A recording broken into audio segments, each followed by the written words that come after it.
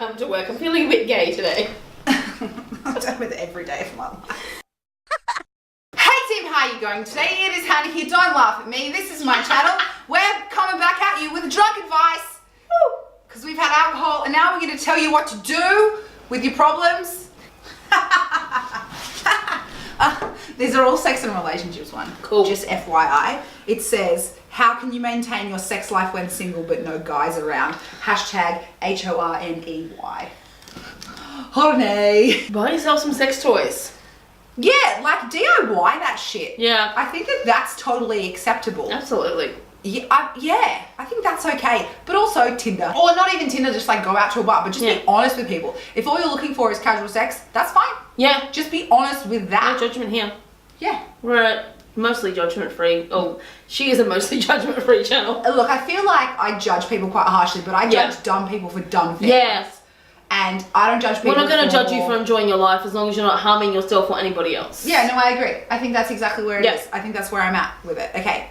How do I get over being the forever single friend who has friends in crappy relationships that want my support?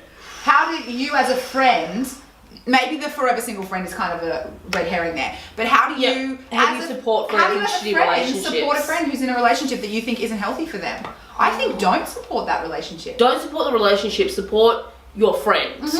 In that, this is a really hard one. No, but I think you can say to your friend, you need to get out. I don't like the way that that person treats you, or I don't like the way that you are around them. Yeah. And if that means that you lose that friend to that person, then I think that you need to be okay with that, because you know what, you know you've done the best thing for them. But also, you know what, people grow and change, and you might say, I don't think that you're yourself around them, and they might say, well, that's me now. Yeah. I've changed. People change over lifetimes. It's hard though, because if you get people, you know, if you're friends with someone who is in an abusive relationship and you say to them you need to get out, that can also be quite harmful for them if they turn around and say to their partner, oh, Hannah thinks I need to get out of this relationship. Yeah. It can end up being, it's a tough one.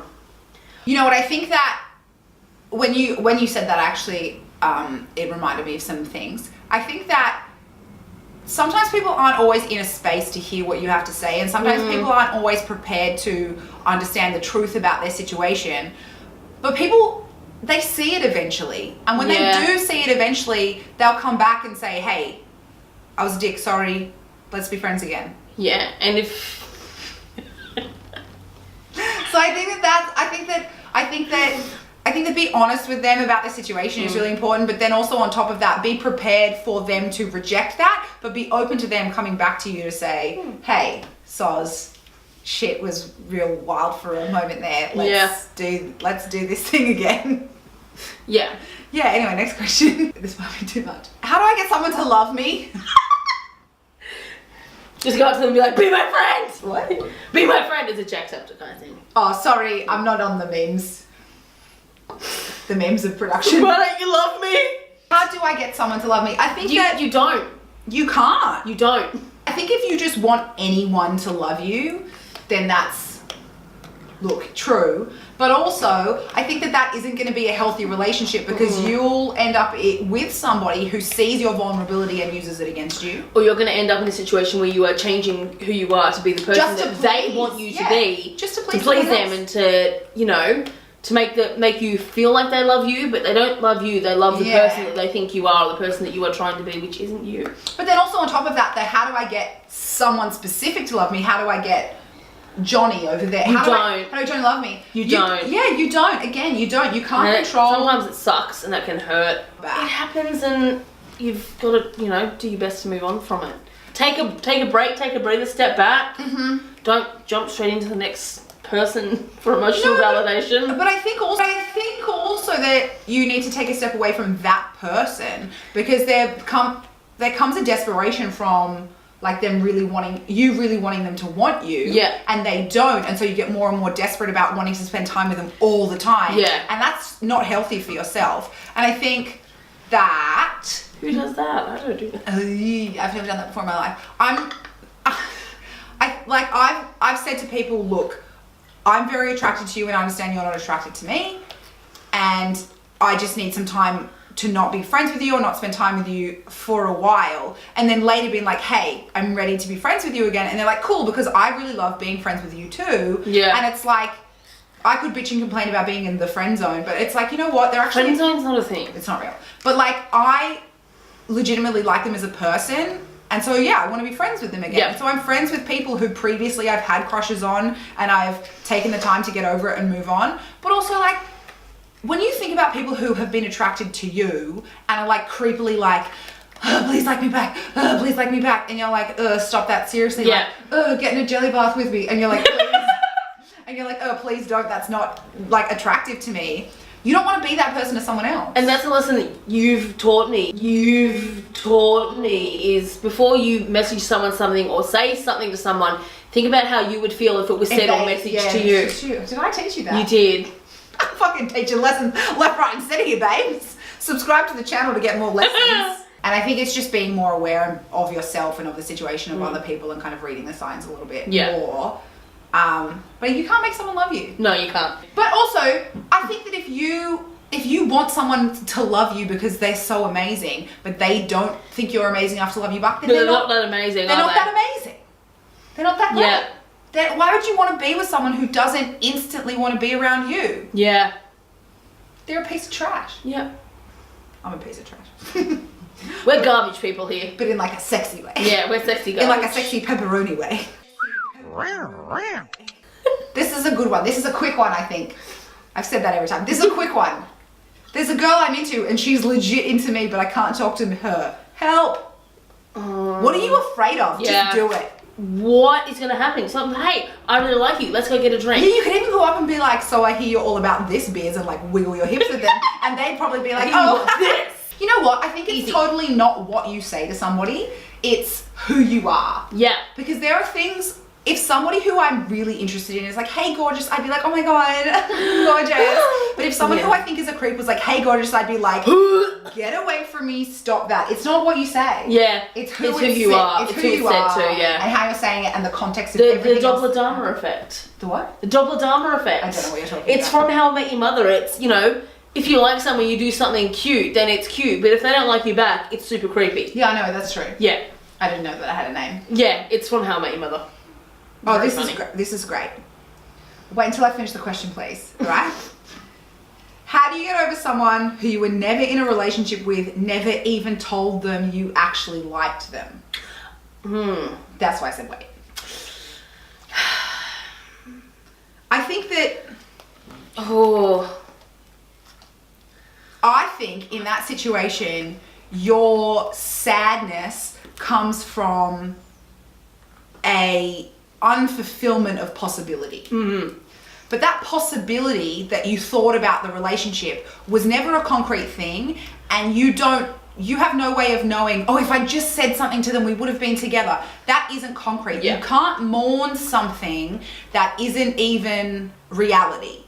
You can't say, oh my gosh, if we'd just been together, it would have been the most amazing relationship. You have no idea who they actually are. Yeah. You have a version of them in your head. Yeah. And I think that version of them is what you're attracted to and what you're in love with and what you're missing. 100%. And I think it's taking that onto yourself rather than making it about somebody else not seeing that you were pining after them or whatever it was. Yeah. If you aren't comfortable enough with a person to say, hey, I have a crush on you, let's give this a go, then you're not comfortable enough with them to have any kind of strong relationship. Yeah. There needs to be a level of familiarity and comfort with a person for you to have a relationship. And if you're not close enough to even say, hey, what's up? What's up? Yeah. Then that's not a good basis for being with someone. Yeah. God, I'm good. That wasn't as quick as we hoped it would be. No, I know. How do you tell someone you like their presence but hate them as a person? You know what I think? You know what we were talking about the other day? About being, I'm going to be stalked because I kind of lead people on in terms of they're giving me attention. You don't like that specific person's presence, you just like not being alone. Yeah. And I think that you just like the attention, you like the validation of somebody you just need to find you. somebody else to be not alone with. Yeah. Because if you don't like them as a person, you don't like their presence, you like a lack of aloneness. Yeah. So I think that like just just being aware of yourself, being honest with yourself about your own needs and desires and how you're interacting with other people. I feel like everything in life boils down to that. I know, that's what I'm saying. Like, it's the same thing again. Just realizing that other people's lives are as deep and varied as your own. Yeah. They have so many things going on that you could never even comprehend. Yeah. So, yep, that's it. How do you deal with an asexual partner if you are not? I have never personally been in that situation. Neither have I, but I think I have advice regardless. Again, I have opinions on everything. Toys. Take it into your own hands. Like, you know, if you love this person, you want to be with them. That's the thing. I think that's what you need to accept, though. You need to respect their sexuality and who they are and what they do and don't want or need in their lives. But then I think that be open with them about your needs as well. Yeah, but I think that person should respect the same thing of you. Yeah, exactly. I think that it's definitely possible for an asexual person and a sexual person to be in a relationship. Yeah, 100%. But I think that there has to be so much openness and communication and an understanding that, yes, you're asexual and you don't want to be involved in that, but for me to be in a committed relationship, I need some of that. Yeah. And to find a balance. And it's like where, I'm going to use an analogy. It's like if I'm super into Indian food, but I hate Chinese food, but my partner's super into Chinese food and hates Indian food, like once a month, you've got to go to an Indian place. Yeah. And that person just has to order something off the menu that isn't, you know, as offensive to their sensibilities as the rest of the Indian cuisine. And the same thing, you got to go to Chinese once a month. And if I don't like that, it's fine. I've got to find something on the menu. Or if I don't, you know what? Maybe they can go to Chinese with a friend, and then I have to be okay with them. Or you can go to Indian with a friend. Going to Chinese with a friend, and if you don't think that that's acceptable, as a person in a relationship saying, I don't want you to go to Chinese with a friend, then maybe that's not a good relationship. Yeah, it's not a healthy relationship if you're saying, well, you need to respect my needs, but I'm not going to respect yours. Yeah, I think 100%. I completely agree with that. How do you know if you're doing the It's written wrong, it's not my fault. Oh. How do you know if the degree or job you're doing is right for you? Ooh. How do you know? How do you feel when you wake up in the morning before you have to go to work or to class? What is it about the environment that you are disliking? Is it the job or is it the workplace? Is it the people? A lot of the times it's the people. Yeah. Is it the people that you don't want to be around? If you do the same job with different people, would it be better? I think about that a lot because there was a long period of my life where I was in a job that I didn't like, and I didn't know if it was the workplace, the head office, but I like the people I work with, or if it's the people we work with, but what like the company, like the company, or all of those sort of things. You need to really drill down what it is that you're afraid of and what you're disliking, and what it is that's making you uncomfortable. And sometimes, you know what? There has to be a point where you go, if I can't answer this question, I'm going to keep doing what I'm doing and get to a point where I can definitively say yes or no. Yeah. But don't think that is time wasted. It's not time wasted. It's time that you've spent understanding yourself and growing and changing, and even like interacting with other people in either a university setting or a job setting is always a good lesson to have and a good way to learn about, just social interaction, regardless of if the specific job you were doing with those people was something that you want to do for the rest of your life. Yeah. Oh, this is a good one. Don't laugh at me. Cute gift ideas for a loved one who lives far away. Aww. A care package of things that they like from... Yeah, but what? That's what they're asking. Oh. But what though? Okay. Be specific, Claire. So my sister was How overseas. much? Where do I purchase it from?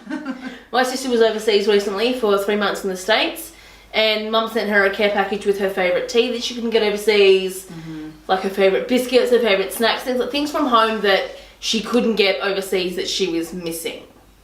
Yeah. What are they missing about home, or what are they missing about being with you? Think like tangible things that you can send to them. Get those things and send them to them. Like, I know you really love this tea. I know you really love these biscuits. I saw them in the shops and I thought of you.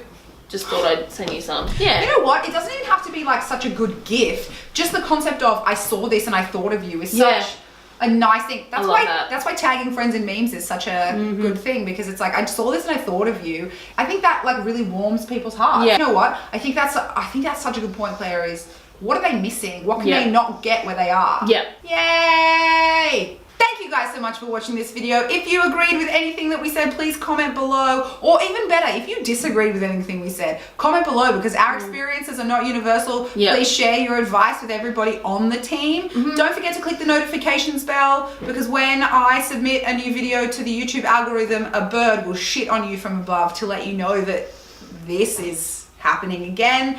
And click the thumbs up if you like being drunk, because this is fun. Thank you to Claire for being on my channel, and I will see you guys whenever. Bye. I have no more questions, and I feel like we've been doing this for like 45 minutes. Yeah, I feel like it's been a long time. I'm like emotionally done with this. Did I say subscribe and comment below before? I don't think you did. I don't remember.